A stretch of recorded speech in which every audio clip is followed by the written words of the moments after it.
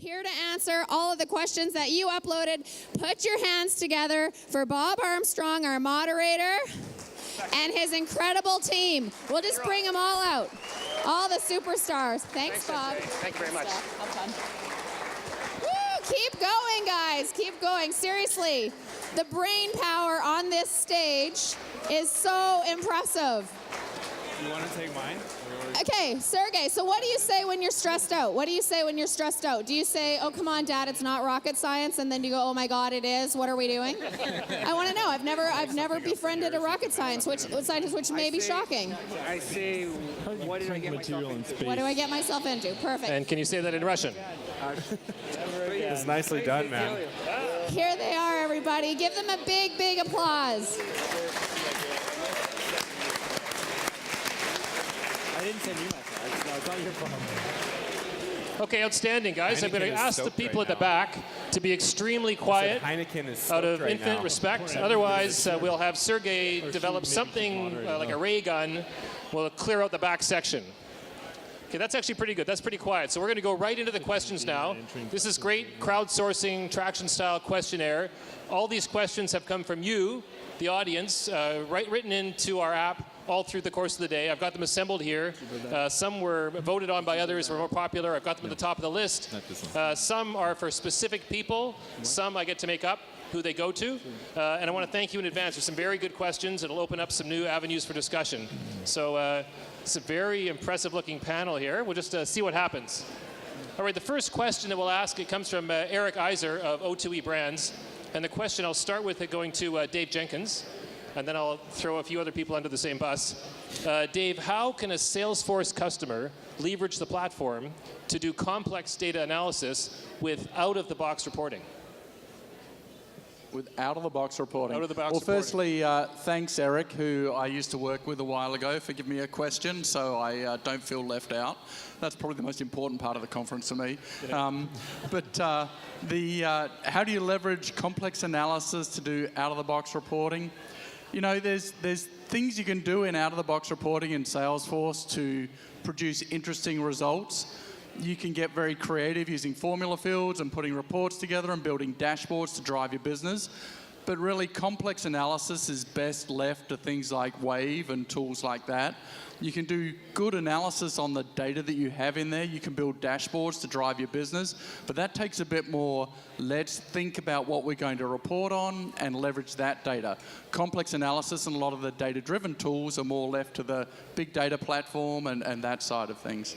Thanks, Dave. Chris, do you have anything you want to add? I thought I was going to get out of it. No, I think he said it well. He was well said. The only thing I'll add is really you kind of have to start from the data, right? Like, what are you really trying to look at? And then I think that's the right way to understand what's the best technology, what's the right way to get to the answer you're looking for. So again, Salesforce native reporting does a lot. That being said, Wave goes a step further. And then, of course, if you want to go even further to other types of products or tools, they can help you as well. I think when you're leveraging out-of-the-box Salesforce reporting, one of the most valuable things you can look for is actionable items. So the people that are in that system in and out every day, how can you leverage Salesforce reporting to really ensure that people know what they need to do when they need to do it? Thanks for jumping in, Emily. Eric had a whole bunch of questions. I'm going to grab one here that I think is best answered by Greg Malpass. Are you mic'd, Greg? Could you maybe hug somebody that is mic'd? Oh, that'll work. Oh, okay. Like a really good okay. Well, actually, that was his question. He said, would you please hug? Yeah, okay. Revenge. The question is, how is Traction using Salesforce solutions to analyze and leverage its own customer data? Oh, interesting. So how are we using Salesforce or the Force.com platform to improve our business and leverage your own customer data. The data about these people. Yeah, so there's two sides of things. We have the privilege of actually having started collecting data in 2006 on our customers and continually collecting that information.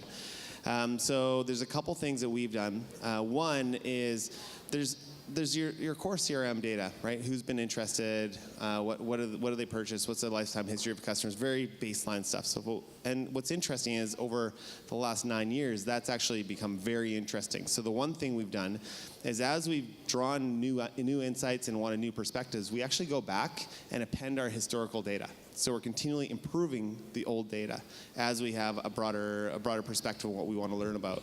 The other thing we've done, and you can learn a little bit about it on the Traction Pulse booth, but we've actually started asking all of our team members 2 questions whenever they do any piece of work on any piece of thing for a customer. We've asked them, how was that? So was it brutal? Was it pretty good? Mildly painful, or amazing? And the other question we asked them is, what zone of thinking were you in? Were you executing, meaning doing something you're really good at? Were you syndicating, sharing, and collaborating with your peers? Or perhaps you were learning and doing something you'd never done before. And the last B, it's administration. And yeah, guys, administration is a necessary evil of life. It's like paying bills. So what we do with that, sorry, Bob, is we actually analyze that in Wave, and we now have an inventory of what our company is good at, and we have an inventory of what they were doing, and we have an inventory of what they would like to do more of. And that's changing actually how we price deals. It's changing the type of business that we're pursuing, and it's also changing even who we hire. So it's very profound. You are eating your own dog food. A lot of dog food is being eaten. Mary Jo, you wanted to add? Yeah, I'm so sorry. We just had a question brought to my attention that we needed to add, so I wanted to really quickly throw it in. It's actually directed at Cam. What do you think the appropriate response would be if you found out right now that your wife's in labor? Trick question? Not a trick question. Okay. I think I would run out of the room. Then get going. Run, boy! Amazing!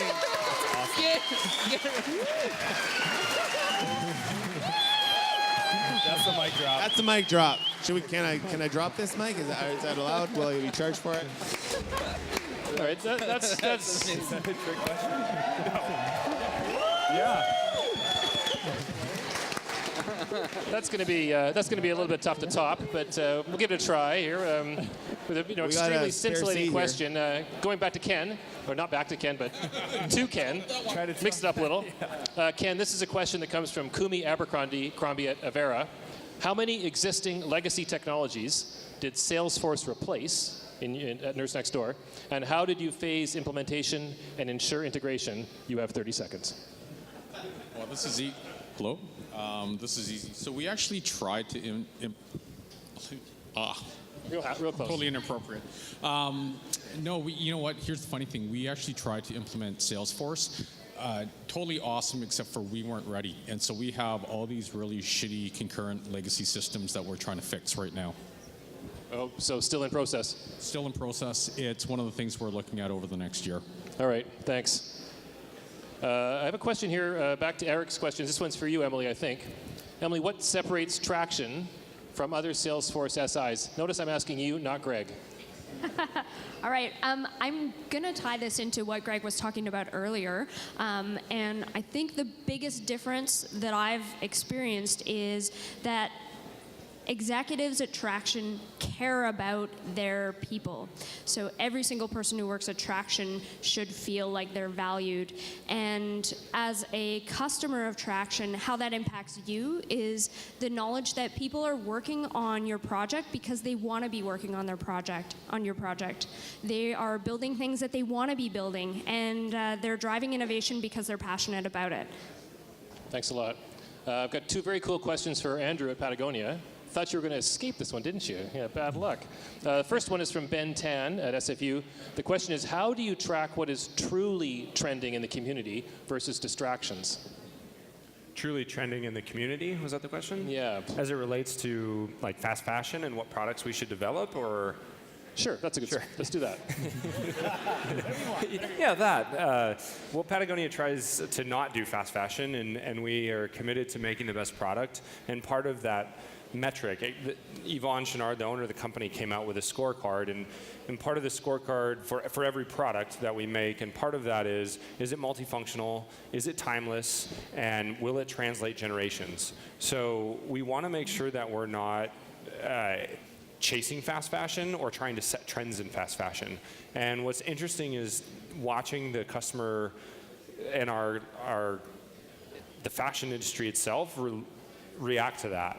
So the Retool Snap Tee, or one of our products that's going gangbusters right now, has been one of our products we've had since day one. It's a 40-year-old product, and it goes through this evolution of being very popular and kind of lulling out in the suite of styles that we make. Interesting. So while I've got you paying attention, second question, and this one is somewhat related, and I'm going to ask Andrew number 2 to have a crack at it as well. I think it ties into authenticity. But starting with Andrew number 1, treating end users with respect and transparent communication were 2 of the factors that you mentioned for successful adoption. Can you share other strategies and best practices? How do you get through the hurdles of user adoption? One of the other things that we mentioned was positive adoption of the decision to implement new technology. And one of the things that we realized with end users, you have supervisors and managers and all the way up the stack of your organization, is that supervisor of the end user is often playing both sides of management to stakeholder. And they play a critical role in selling that implementation to the end user. So they're often identifying with that customer service rep saying, oh yeah, I feel your pain and I don't know why we're doing this and blah, blah, blah. It's critical that that person is a cheerleader for the project and make sure that they understand the benefits and they understand the value, and that they're communicating the road bumps that will inevitably come. So that's one tip too, is to make sure everyone has, we learned this from a customer actually at backcountry.com, is once the decision has been made, everyone who leaves the room is on board with that decision and they're stoked about it.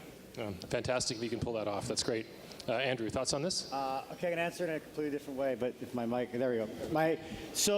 I grew up Catholic, and when I was a kid, and you went to do confessional, you could either talk like to the priest, like facing him, or through the little screen, which basically is our new world of anonymous feedback. So the advice I have for people is make sure you allow people to communicate with you however you want. Because the problem is, when you're on the phone with a customer service rep, you kind of want to, all of a sudden you're starting to get all chummy with each other. You want raw feedback, real. And it's okay if it's profanity ridden, but that feedback is going to help you. I didn't do that to the priest ever, but it's okay if it's not. It doesn't necessarily, because you get so caught up with niceties. And I think at the end of the day, you want to treat people with respect, and you want to let them give you the right kind of feedback that they're comfortable with, but you want it to be as authentic as possible. Very cool. This is an important question. I'm curious, is there anybody else with a thought on keys to user adoption? I can do the countdown camera. No, all right, pause, thinking. No, not going in. All right. Whoa. Question for... Come on, we got answers for this. There you go. Go ahead, Greg. Keys to user adoption. So the biggest thing is people understanding, first of all, and this is grounded in really change management. It's understanding really what you're trying to accomplish, and then buying into that first, right? So that's the first thing, is like, what are we trying to solve? And the next thing is, what's in it for them? Because if people can't have a meaningful outcome, right? Like, why am I doing this? And sometimes, to be perfectly honest, the implementation of technology might make someone's job in a certain area harder. You may add more work to them. So then the question is, in the community of the company, do they feel like they're contributing to a greater output? And is there a give back? And so a big one for us, as I mentioned, that whole preference index and the Traction Pulse piece, we asked everyone to do more. There was an adoption glut, and the reason people did it is because now we're changing the business as a result of their vote. So they need to truly trust that you're going to do something with the additional work that you're asking them to perform. Awesome. Totally change of gears. I'm going to my rocket scientist, the man who hoped he would not get a question, but yikes. I couldn't help. It's going to be an interesting one. I want the answer myself. Sergey, what is your ultimate goal with the space project? Like, on a personal level, what's the goal? Yeah, so there's the vision, which is 3D printing on the lunar surface. Really the goal, and there's a lot of things that are motivating us, really is to break as many stereotypes as possible, to have a foothold to really make a change. That's something that's coming to mind. Very cool, and quite altruistic as well. Dave Jenkins. This is coming from Lauren Kelly with First Nations Technology Council. And the question is, as a franchise operation, how do you ensure consistency of service and delivery up to brand standards? What are your checks on service delivery agents? Ooh, that's put me on the spot. I had no idea what the answer was, so I went this way. I think there's a... is this if the answer's really bad? Do you want to take this one, Ken? Go. Franchises are a real challenge because you've got the central office, which is trying to do things very effectively and consistently, and you've got a bunch of people who are CEOs in their own right who are trying to drive their own initiatives. And you want to keep things very flexible so these people can keep their CEO inspiration and be very entrepreneurial in driving a good franchise business. So really the best way to do this is to set standards and common ways to do things, but it's all frameworks. Set the pattern, set the frameworks, and let people manage within those guardrails. If you get too tight in your process and really lock things down, people will just ignore it. So just set the general pattern and the general process and try and get people to follow that sort of direction. And that's with anything you roll out. Then you'll get inspiration, you'll get creativity within each of the groups, which you can bubble up and use in the overall organization as well. Thank you. All right, last question, and it's to Greg Malpass, and you have 30 seconds only. And the question is, where is Maurice? I don't see Maurice here today. Is he making an appearance later? Oh, Maurice. Maurice is the moose that we bought off Craigslist. Just to be super clear, we did not kill the moose. We bought it on Craigslist. $450. So Maurice lives in the hearts of every person at Traction and lives in the hearts of every person who is in our FOT, our Friend of Traction community. He's furry, he's lovable. He always does the right thing. 30 seconds, Maurice. Maurice knows what to do. Maurice knows that the right thing to do now is bring Mary Jo back up to close us off. Thanks, Greg. Thanks, panel. And thank you, Mary Jo. So great. So awesome. And you know what's so great about that having been our last question is apparently it was the first question uploaded of the day, right, Chris?